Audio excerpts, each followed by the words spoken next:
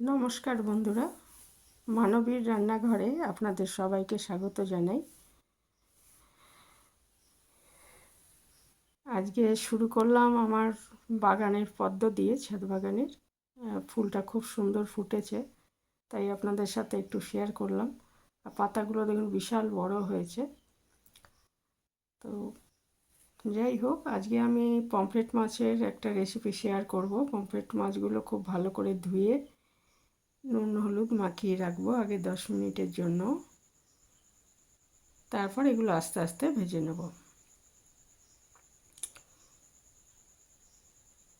10 মিনিটের জন্য নুন হলুদ মাখিয়ে রেখেছি। আর তারপরে মাছগুলো আস্তে আস্তে ভেজে নেব। পমফ্রেট মাছের আরও দু রকমের কারি আমার শেয়ার করা আছে। দুটো বড় পেঁয়াজ আর রসুন পেস্ট করে নিয়েছি। তারপরে তেলটা গরম হয়ে গেলে আমি পমফ্রেট মাছগুলো ভেজে নিচ্ছি। সর্ষে পোস্ত দিয়ে আর পেঁয়াজ দিয়েও একটা রেসিপি আমার শেয়ার করা আছে, তবে আজকেরটা একটু অন্যরকম করেছি। সাধারণত আমি যেভাবে করি আলু ব্যবহার করেছি। পমফ্রেট মাছে সাধারণত আলু ব্যবহার করা হয় না, কিন্তু এইভাবে করলে আমাদের বাড়িতে সবাই ভালো খায়, এইভাবেই ওই জন্য করি বেশি। আর পমফ্রেট মাছের ফ্রাইও আমি শেয়ার করা আছে আমার চ্যানেলে, সেটাও খুব ভালো হয় খেতে। তো সেটা ডালের সাথে খেতে ভালো লাগে, ভাত ডালের সাথে। আর এটা এইভাবে পমফ্রেট মাছের কারি করলে আর কিছু লাগবে না, এটা দিয়ে ভাত খাওয়া হয়ে যাবে, খুবই ভালো হয় খেতে। ফোড়ন হিসাবে এটা আমি দিই কালো জিরে। আলুটা ভাজা হয়ে গেলে, দুটো আলু আমি কেটে নিয়েছি।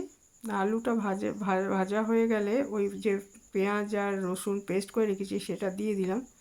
দিয়ে মশলাটা ভালো মতো কষিয়ে নিচ্ছি। দিয়ে দিলাম একটা টমেটো কুচি। টমেটোটা দেওয়ার পরও ভালো মতো কষিয়ে নিচ্ছি।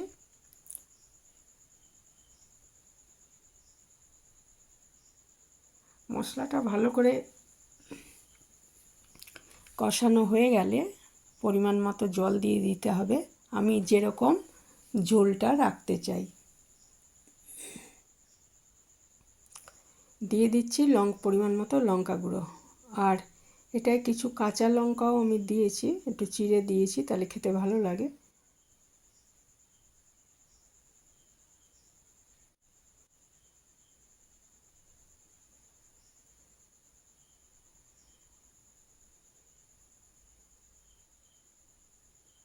কয়েকটা কাঁচা লঙ্কা দিয়ে দিয়েছি।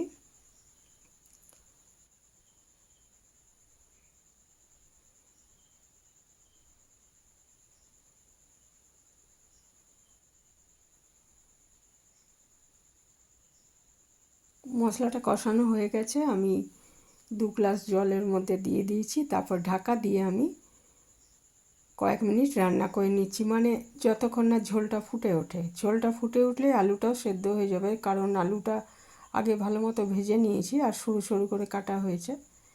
এবার ঢাকাটা খুলে আমি ভাজা পমফ্রেট মাছগুলো দিয়ে দিচ্ছি। দিয়ে 6-7 মিনিট রান্না করে নেব ঢাকা দিয়ে, তাহলে মাছটাও সেদ্ধ হয়ে যাবে এবং ঝোলের মধ্যে মাছের যা স্বাদটা চলে যাবে আর কি। 6-7 মিনিট এরকম ঢাকা দিয়ে রান্না করলেই পমফ্রেট কারি রেডি হয়ে যাবে। খুবই ভালো হয় খেতে, গরম ভাতে অসাধারণ লাগে। তো ইচ্ছে করলে এটার ওপরে লাস্টে ধনেপাতা দিতে পারেন।